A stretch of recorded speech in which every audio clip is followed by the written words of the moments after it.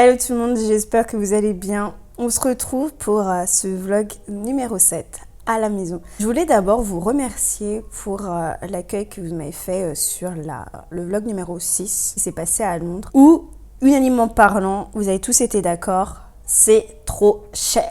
Clairement, même si à mon avis, il y a les salaires qui suivent pour pouvoir acheter des plantes de ce prix-là, je pense. Mais en tout cas, ça m'a fait hyper plaisir en fait de vous montrer un peu autre chose que les jardineries en fait en France.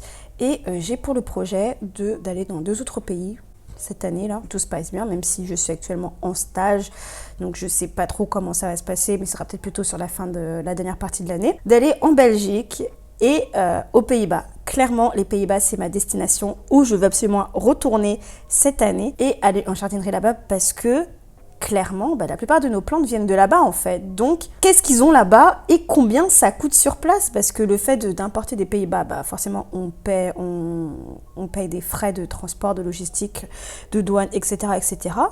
Mais à mon avis, en jardinerie là-bas, ça doit coûter rien du tout. Je veux trop voir ça. Et en plus, j'imagine même pas j'imagine même pas le choix qu'ils ont là-bas. Déjà qu'en Belgique, quand moi je m'étais dans le Nord, je vous l'avais déjà dit dans ma vidéo où j'achète mes plantes, Famille Flora, c'est vraiment, vous trouvez un large choix de plantes pour pas cher. Si vous vivez près de la frontière belge, mais allez-y.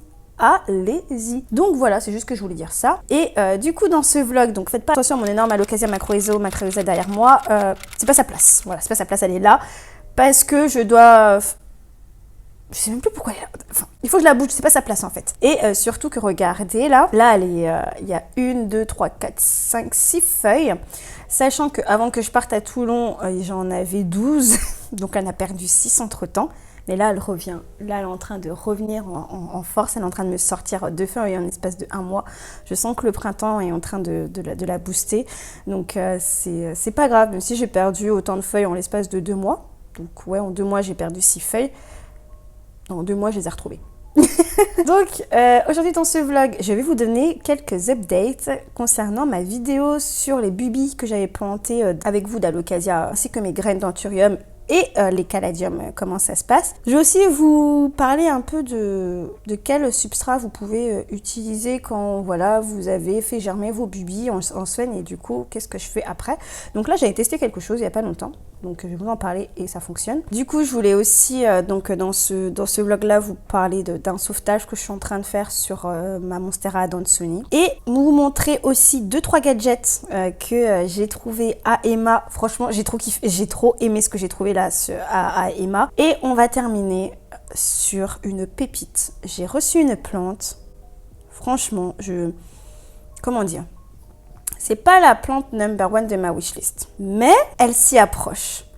Elle s'y approche, mais vraiment, je suis trop contente de l'avoir trouvée. Je vais vous donner un indice tout de suite, mais s'il vous plaît, n'allez pas directement à la fin de la vidéo pour voir de quelle plante il s'agit. Donc, je vais vous donner un indice. Il s'agit donc de ma Drama Queen. Si vous me suivez, vous savez qui est ma Drama Queen. Mais version constellation. C'est pas tout de suite que je vais vous montrer ça. Je vais commencer par les updates de Bubi. C'est parti. Bon, on va commencer par le plus simple. Donc mes caladiums. Les voici. Je suis hyper contente. Ils sont trop beaux. Par contre, je vous avouerai que je ne pensais pas que j'avais autant de Autumn Beauty. En fait, l'année dernière, j'en avais acheté un. Donc j'ai acheté un bulbe. Mais là, si je vous montre un peu, donc là j'ai un Autumn Beauty, là j'ai un Autumn Beauty, là j'en ai un autre. En gros j'en ai 4. Mais je pensais pas en avoir 4 de base. Donc j'attends de voir quels vont être les autres caladiums qui vont sortir. Il y en a encore d'autres qui sont pas sortis. Là il y a des nouveaux qui arrivent ici. Là les autres qui sont sortis, donc vous avez le Caroline Wharton, si je ne dis pas de bêtises.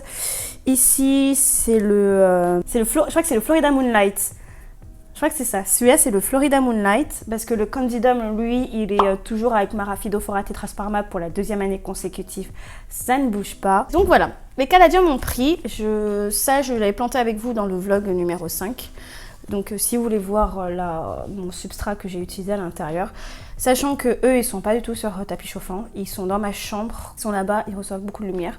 Donc c'est aussi l'une des raisons pour laquelle ils m'ont fait des feuilles assez grandes très rapidement parce que voilà, ma chambre en termes de luminosité, c'est le top. Et du coup, qu'est-ce qui s'est passé? Donc toujours pour rester dans les histoires de update. Donc j'avais planté avec vous des bubis d'Alocasia macrorhizo variegata. Ça m'a été vendu comme tel. Et dans cette vidéo-là, je vous avais pas parlé du vendeur parce que je sais qu'on m'a posé la question, que ce soit en commentaire ou alors en DM d'Instagram, quel a été ton vendeur pour tes bubis d'Alocasia. C'était un vendeur indonésien. Et la raison pour laquelle je n'ai pas du tout donné le nom de ce vendeur-là, c'est parce que c'était pas la première fois qu'il m'envoyait des bubis d'Alocasia macrorhizo variegata qui se sont révélées être toutes vertes. Quand je les ai plantées, elles sont toutes sorties vertes. Donc du coup, moi j'ai fait une réclamation, ils m'en ont renvoyé d'autres et je vais vous montrer un peu ce qui s'est passé. Donc déjà, j'en ai une qui est sortie variegata. Elle est très très très mignonne. Celle-ci non, vous voyez, elle est toute verte. Ici, pareil. Là, j'en ai une qui est un peu variegata, l'autre qui sont vertes. Ici, il y a une toute petite aussi qui est variegata, là. Et puis les autres, elles sont vertes. Et je peux vous dire que c'est un peu sur la quinzaine de bubis que j'ai plantés, un peu plus même, j'en ai seulement 4-5 qui sont sortis variegata. Donc en termes de ratio, ça vaut pas le coup. En plus de ça, donc ce vendeur en question, je peux même pas vous le partager parce que je vous ai peut-être dit ah bah tiens, même si c'est pas 100% variegata, est-ce que tu peux le partager? En fait, il n'existe même plus sur Etsy. Une fois que les bubis ont germé, donc moi généralement j'attends qu'il y ait 2-3 feuilles au maximum avant de faire le transfert. Donc comme je vous disais, j'attends 2-3 semaines avant de faire le transfert et après qu'est-ce que je fais? Donc là, c'est une autre partie, c'est quelque chose que j'ai testé il n'y a pas très longtemps. Oui et non, il y a du test, mais il n'y a pas forcément que du test. Donc je vous avais montré dans ma vidéo toujours sur comment faire germer ces bubis d'Alocasia. Je vous avais montré une boîte avec plein d'Alocasia à l'intérieur, qui étaient en sphène. Donc là, j'ai décidé de les transférer en terreau. Et pour ça, donc les voici toutes. Ça s'est très très très bien passé en fait. Je suis même assez surprise que ça a fonctionné.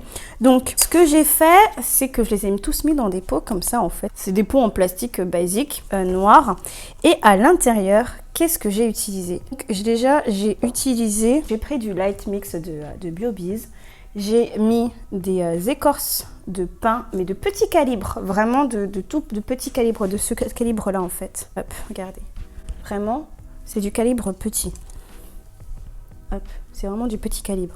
Ensuite, j'ai utilisé de la perlite et si mes souvenirs sont bons, et il y a aussi du lombricompost. Donc, je récapitule. Light mix, lombricompost, écorce de pin de petit calibre et de la perlite. Ensuite, j'ai improvisé une serre. Donc, vous prenez vous savez, les bacs en plastique que vous trouvez chez Action. Donc, vous en prenez un avec des poignées et un qui n'a pas de poignée. Ici, là, sur le dessus. Comme ça, en fait, ça permet de tout simplement mettre les poignées. Et comme ça vous fait une serre fait maison très, très simple et avec une plus grande profondeur sur le haut. Du coup, là, vous voyez, mes bubis, franchement, je suis hyper contente. Elles ont pris. Elles se sont bien dressées. Elles sont bien droites. Là, je vais les laisser comme ça. Soyez pas étonnés si vous perdez une feuille au rempotage. Moi, ça m'arrive assez souvent que mes Alocasia perdent une feuille à leur rempotage parce que ce sont des drama queens. Là, je revois des plantes que je n'avais pas revues depuis super longtemps, comme la Yucatan Princess. Je pensais que je n'en avais plus. Je ne savais pas que j'avais un bubi d'un Alocasia Black Velvet. Vous savez que moi, j'ai Black Velvet, j'en ai eu 3. Puis, ils sont morts. J'ai fait, c'est bon, tant pis. Je savais pas que j'avais réussi à garder un bubi, le voici, qui est en train de revenir d'entre les morts. Ce que je voulais vous dire en termes de substrat que vous pouvez utiliser, si vous voulez passer vos Alocasia après de sphaigne à terreau, pour la sphaigne, moi je vous conseille, j'ai retiré toute la sphaigne. C'était vraiment racine nue. Et après, j'ai pas planté non plus trop profond pour que ça puisse bien se développer. Et après, dans une serre comme ça. Donc, est-ce que c'est sur tapis chauffant? Non, ceux-là ne sont pas sur tapis chauffant. Donc, ce que j'ai fait, c'est tout simplement qu'il est dans ma deuxième chambre, côté de la fenêtre. Et je vaporise de temps en temps qu'il y ait de l'humidité. Et en termes d'arrosage, alors qu'est-ce que ces plantes-là sont toujours arrosées avec le extra root? toujours. Tant qu'elles sont en fait à ce stade-là, donc elles sont encore en stade bébé, on continue à leur donner des produits de bébé. Donc soit le root juice, soit le extra root. Voilà. Et après, il ne reste plus qu'à pas trop les bouger quand même, vous les laissez près de la fenêtre, elles font leur petite vie. Et puis voilà. Et du coup, le dernier point, et après on va passer à totalement autre chose. Qu'en est-il de mes graines d'anthurium? Et on va finir cette première partie sur les graines d'anthurium. Donc, pareil, j'ai toujours gardé ces petites boîtes en plastique transparentes de chez Action. Et des fois, je mets un petit fond d'eau en fait au fond pour que ça y ait un petit côté un peu humide. Cette boîte-là, elle est sur tapis chauffant par contre, celle-ci. Et vous pouvez voir que en termes de sphaigne, la sphaigne, elle a grandi. Elle a fait sa petite vie de sphaigne. Mais ce que je voulais vous montrer, alors je sais pas si j'arriverai vraiment à vous montrer. En fait, je pense que la prochaine fois, je vais juste poser la graine et elle va faire sa vie au-dessus. Parce qu'à chaque fois, c'est compliqué de la trouver. C'est mieux qu'on filme comme ça. Donc là, vous voyez juste ici, vous avez une graine. Donc là, vous avez la graine ici. Hop, si l'autofocus veut bien se faire, voilà, qui a pris. Du coup, celle-ci, c'est le Christa Vecchi. Oh là là, comment j'ai écrit Vecchi. Vous avez aussi, regardez là, juste, voilà, ça aussi, c'est une graine qui a commencé à prendre. On fera des petites updates si ça vous dit de toutes les 2-3 semaines. Parce que voilà, le problème des graines d'anthurium, c'est qu'il faut être très patient. Donc oui, c'est vraiment, il faut avoir beaucoup de patience pour les graines d'anthurium. Ne vous attendez pas à avoir quelque chose là tout de suite dans une semaine. Voilà. Mais je sais que ça fonctionne. Mais voilà, faut pas être touché. C'est pour ça que là, je vais totalement changer. Donc oui, j'en ai encore reçu. J'ai encore reçu des graines. Et du coup, ça m'amène à ce que j'ai vu chez Emma et que j'ai pris, que j'ai kiffé. Ceci. J'ai vu ça. J'ai acheté ça tout à l'heure. J'aime trop l'idée. Bon, c'est en verre. C'est un peu ça la problématique. Je pensais que ce serait plus en plastique. Et ça fait trop longtemps que je cherche un truc comme ça en fait. Et pas forcément aussi gros, mais plus petit. Mais je le trouvais pas, que ce soit sur Amazon, sur AliExpress, sur tous les sites en fait. J'arrivais pas à en trouver. Et j'en ai trouvé donc chez Emma à 10 €. Qui se présente comme ça. Donc clairement, là, je vais mettre mes anthuriums à l'intérieur. Je vais mettre juste un lit de sphaigne. Donc, je vais faire comme dans ma maison des forgetti. Je vais mettre de la pouzzolane au fond. Après, je vais mettre de la sphaigne sur le dessus. Et là, je vais juste poser les graines. Je ne vais pas les enfouir comme ça, je vais vraiment pouvoir voir. Donc, je vais faire ça et j'ai trop hâte. De nouveau, réponse collective. Où est-ce que j'achète mes graines d'anthurium? Facebook. Voilà, c'est Facebook. Dans ma précédente vidéo, je vous ai mis le lien en description. Et pareil, c'est que sur des groupes Facebook que je trouve mes graines. Il n'y a pas... Maintenant, je sais qu'il y a Downton Club qui vendent des graines. Je mettrai aussi le lien en barre d'infos. Les graines partent très vite. Ça, c'est un peu des hybrides assez, assez originaux. Donc, vous pouvez aller voir. Peut-être que moi, un jour aussi, je vendrai des graines. Parce que j'ai tenté de faire l'expérience de croiser un anthurium Vecchi avec un anthurium X. Je sais de quel anthurium il s'agit, mais je vous le dis pas encore. Parce que je sais pas si ça va marcher. Pour l'instant, la fleur, elle est toujours là. D'habitude, à cette période-là, la fleur, elle est déjà en train de partir. Mais elle est encore là. Donc, on verra. Et j'ai envie de vous parler du sauvetage de ma monstera. C'est parti. J'ai profité de ce week-end prolongé pour enfin fleurir mon balcon. J'avais acheté des bulbes de fleurs chez Farmer Grassi et j'en ai profité pour les planter. Chez Farmer Grassi, j'avais surtout pris des dahlias et quelques pivoines. J'ai aussi pris des colocasia que je voulais mettre dans un bassin, sauf qu'en perçant le trou du pot, je me suis rendu compte de mon erreur.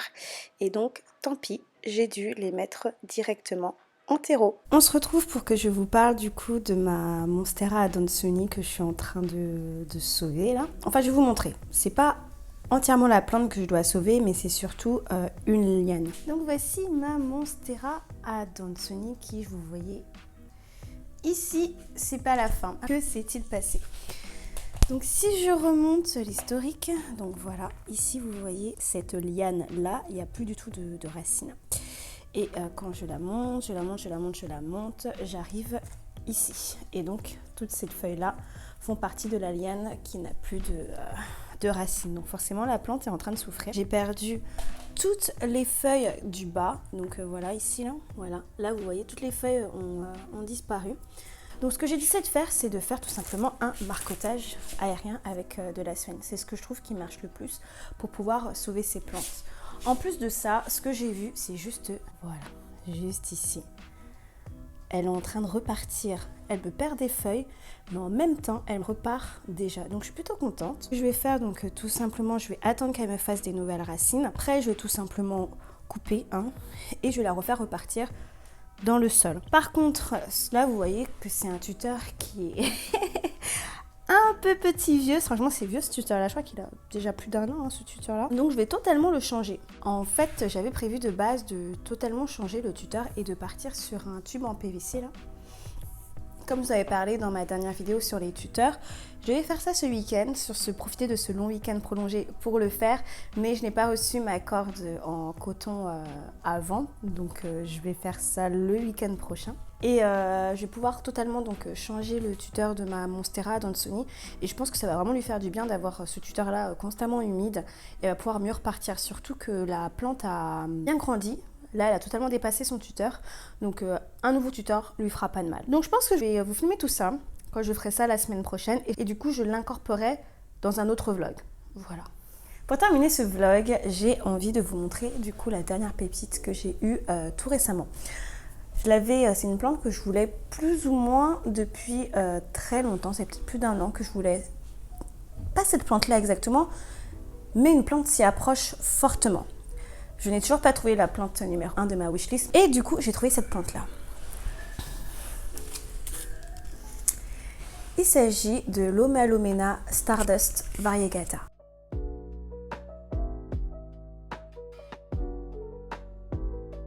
C'est une Omalomena avec comme ça, avec des taches de constellation totalement magnifique. J'ai trouvé cette plante sur We Love Aroid. Je l'avais commandée en précommande en fait, et je l'avais commandée quand je l'avais commandée aux alentours du mois de janvier, je crois, quasiment janvier. Je l'ai reçue que là, au début avril. Je suis hyper contente. Elle est super belle. Je suis vraiment très très très fan. Sachant que vous savez que l'Omalomena Maggie Erubescens, c'est ma deuxième plante préférée de ma collection. C'est une plante très, on va dire, très commune. C'est vraiment une plante très commune, mais j'aime énormément cette plante-là. Surtout que la mienne, elle a énormément grandi depuis que je l'ai. Et j'ai vraiment hâte de voir le même chemin avec celle-ci. J'espère que je ne vais pas la perdre. Non, ça devrait aller. Elle est en train de me faire des nouvelles racines. Elle est déjà assez...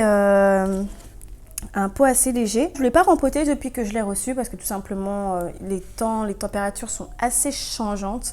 Sur mes grosses plantes ça va, mes plantes arrivent facilement à gérer ça, mais mes petites plantes c'est plus contraignant. Surtout que j'ai vu qu'ils avaient fait un aroid mix, c'est-à-dire qu'ils ont mis des écorces de pin, de la perlite, du terreau, des chips de coco. Et ce qui est bien avec We Love Aroid, déjà je recommande cette boutique, c'est que ils ont tout un fascicule qui vous explique un peu leur mix, comment entretenir la plante dans les premiers temps, quelle luminosité il faut apporter, quelle température il faut, et c'est vraiment très très complet. J'aime beaucoup ce système-là, je pense que je l'avais déjà parlé, du fait que les boutiques puissent mettre aussi leurs conseils en fait de comment entretenir les plantes que vous recevez chez vous. Et même en termes de packaging, franchement c'est top. J'aurais pu vous le filmer, mais vous le savez déjà, je ne suis pas une pro de l'unboxing, tout ça c'est je fais ça comme ça de droite à gauche, mais c'est pas vraiment mon truc. Donc je voulais vraiment vous la montrer. Je suis très très contente de la recevoir. Je vais vous faire une update d'ici 6 mois pour vous montrer son évolution. Je ne sais pas encore où est-ce que je vais la placer, celle-ci. Je pense que je la mettrai avec sa copine du coup, avec mon autre Omalomena, parce que clairement j'ai vu une différence quand elle a été dans l'autre pièce. C'est une plante qui a besoin de beaucoup de luminosité. Et puis voilà, elle aura beaucoup de lumière et du coup je pense qu'elle va pouvoir bien se développer comme ça et me faire des feuilles de plus en plus grosses. Parce que mon Omalomena Maggie, quand je l'ai reçu, il faisait quasiment cette taille-là. Mais vraiment, il n'était pas aussi gros que ça. Un peu plus gros, mais vraiment très légèrement. Et j'ai vraiment envie de vous montrer pour voir comment il est aujourd'hui. La voici. Je sais pas comment ça va rendre, mais ouais, elle est devenue énorme, mais vraiment. Surtout que là, elle avait stagné un peu cet hiver. Franchement, c'est une des plantes que j'ai vues chez moi qui a fait une dormance en fait cet hiver. Mais vraiment, elle m'a sorti aucune feuille cet hiver. Et là, ça y est, elle repart de plus belle, j'ai vu. Et ce que j'aime beaucoup aussi avec cette plante, c'est que l'arrière de ses feuilles, quand elle grandit, donc là, c'est une nouvelle feuille ici, un peu, vous voyez, rougeâtre. Et l'arrière aussi est assez rouge. Mais c'est vraiment une plante très très gratifiante. Je pense que je vous ferai une vidéo aussi un peu, vous savez, dans la continuité de mes vidéos où je vous présentais une plante et comment je fais son entretien à la maison. Pour le Malomena Maggie, je pense que je vais le faire aussi parce que vraiment, je trouve que c'est une plante très très très gratifiante et que j'aime énormément. Donc c'est pour ça que d'ailleurs je l'appelle ma drama queen. C'est cette plante-là que j'appelle ma drama queen parce que c'est une plante qui va vous dire quand quelque chose ne va pas. Quand elle a soif, vous le savez. Quand elle n'est pas bien ou elle est attaquée par des nuisibles, vous le savez tout de suite. C'est une plante qui vraiment va tout vous dire quand quelque chose ne va pas. Donc j'espère que mon Malomena Stardust Variegata deviendra comme ça d'ici quelques temps. De toute façon, je vous montrerai tout ça. Merci beaucoup, j'espère que ce vlog vous aura plu et on se dit à la prochaine. Bye!